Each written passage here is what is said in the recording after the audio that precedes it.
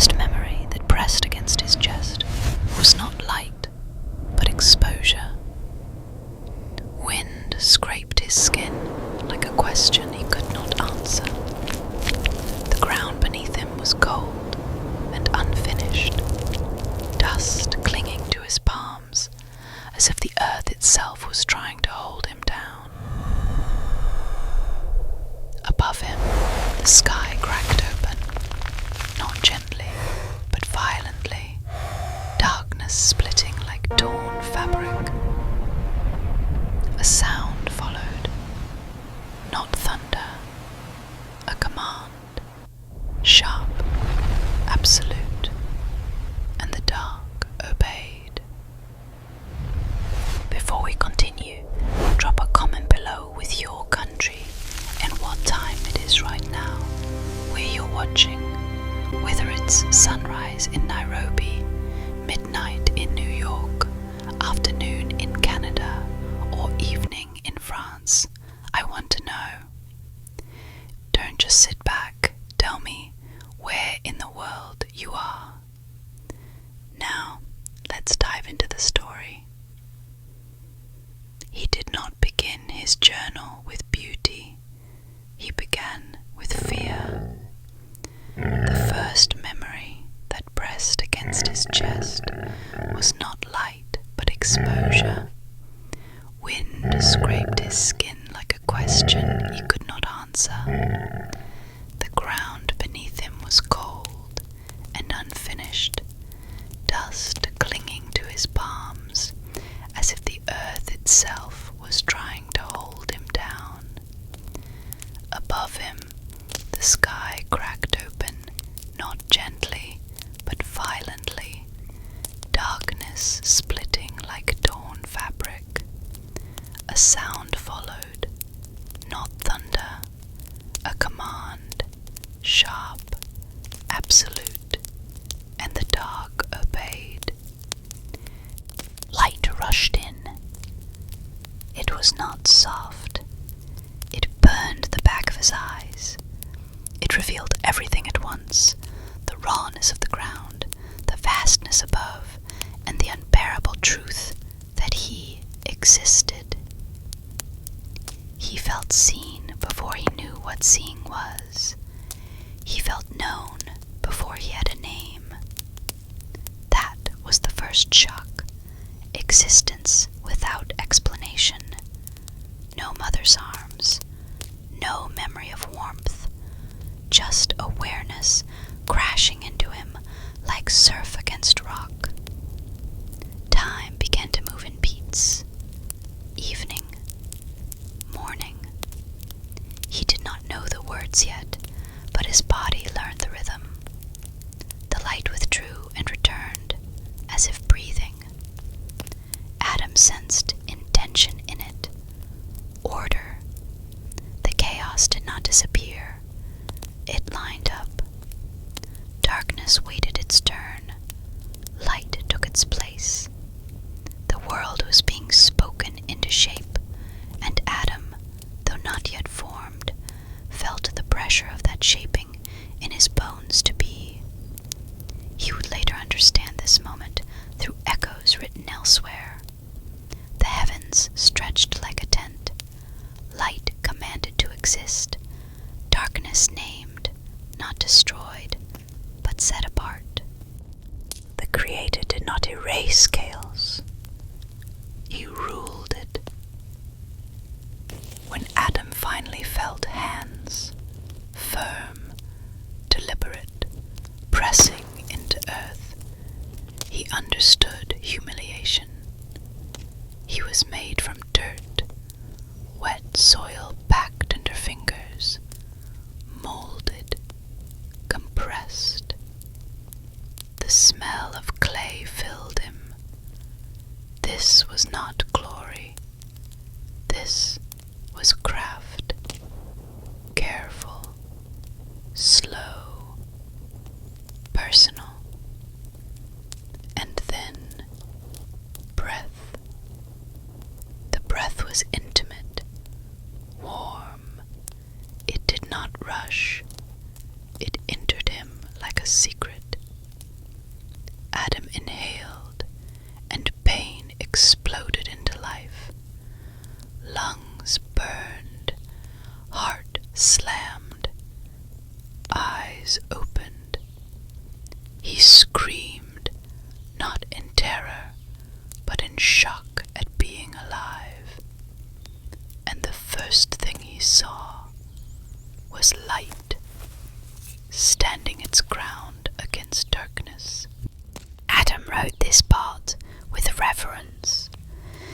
separation saved him. The sky did not arrive politely. It was pulled apart. Waters tore from waters, rising and falling, as if the world itself was being disciplined. Above, blue stretched thin and endless. Below, oceans gathered with a deep, breathing patience. Adam watched it happen, stunned by the violence required to make peace. Rain had not yet fallen, but mist rose from the ground, cooling his feet. He stood barefoot on forming land, watching waves crash into boundaries they could not cross. That was the miracle. Limits. The sea wanted more. The sky could have swallowed everything, but they were told no, and they listened. Adam felt something tighten in his chest then. A question. Would he also be given limits? And if so, would he obey? He noticed how sound changed. The roar of waters softened once the sky held them back. Silence grew wider. Space appeared, not empty, but expectant. He sensed the Creator moving through it, unseen but close, like pressure before a storm. Later, Adam would understand that the same voice that carved the sky would also command nations, calm floods, and weigh the clouds. That this separation was mercy. Without it, nothing could survive. A sudden shift, quiet to loud. The waters surged once more, then froze in place. Adam staggered back as dry ground emerged, cracking and spreading. He felt small, unfinished. The world was still being arranged around him, and he had no instructions yet. Then came a whisper, almost playful. Good. The word settled into Adam like warmth, approval. The world was not accidental. Neither was he. Life did not creep in. It erupted. Adam watched. Green dare through, brown like flame through dry grass. Vines coiled, trees thrust upward with urgency. Flowers burst open without warning, colours so sharp they hurt. He tasted sweetness in the air. Sap clung to his fingers when he touched bark, still warm from forming. This was not survival. This was abundance.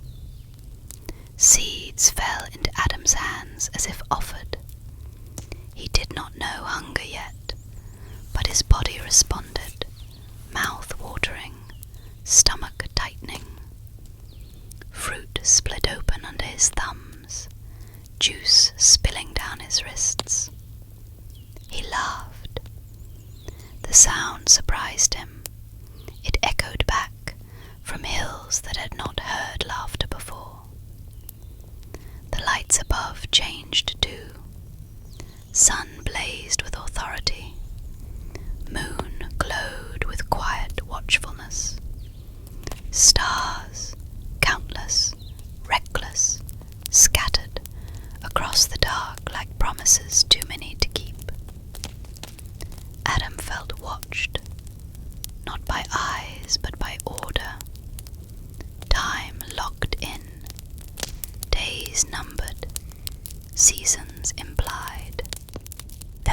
missed the moment that unsettled him.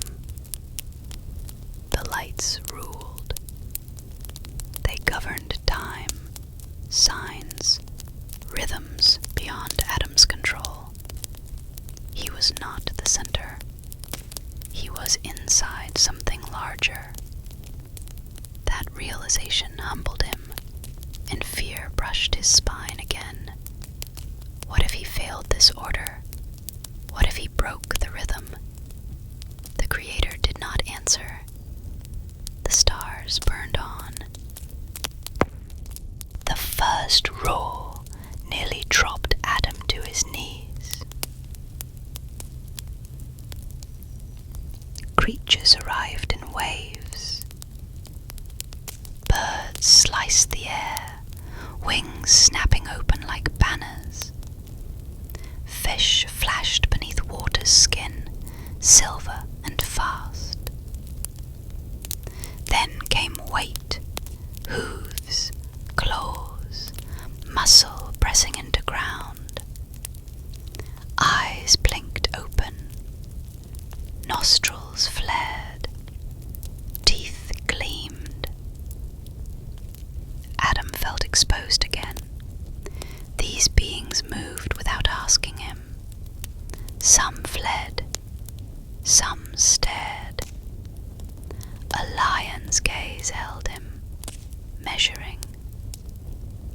Adam did not know fear before this moment. His pulse spiked, sweat broke across his back. Then the voice came, not loud, but final. They are yours to name. Power rushed into Adam's throat. Words formed.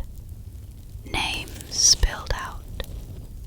Each creature responded, as if accepting a place. Authority did not feel like dominance. It felt like responsibility. His fear shifted into focus. But as the noise settled, silence returned, and it cut deeper. There was no one like him. Loneliness arrived before sin. Adam wrote that line carefully. The garden was flawless. Rivers ran clear. Trees bowed heavy with fruit. Animals moved in harmony. Yet Adam felt hollow. No echo answered him. No eyes reflected his own questions. The Creator saw it before Adam said a word. Sleep took him suddenly, deep, surgical. He felt pressure, then absence. Pain flickered, then faded. When he woke, the air felt different. She stood there, bone of his bone, breath of his breath, eyes wide, unafraid. Adam's chest cracked open. This was recognition. This was answer. The wound in his side pulsed, not with loss, but with connection. Together, they were whole. But the warning came quietly. One tree, one boundary, the same pattern as sky and sea. Limits again. Adam nodded. He understood obedience. He did not understand temptation. The fall did not begin with rebellion. It began with conversation. A voice twisted truth gently. Questions sounded harmless. Eve hesitated. Adam watched and stayed silent. That was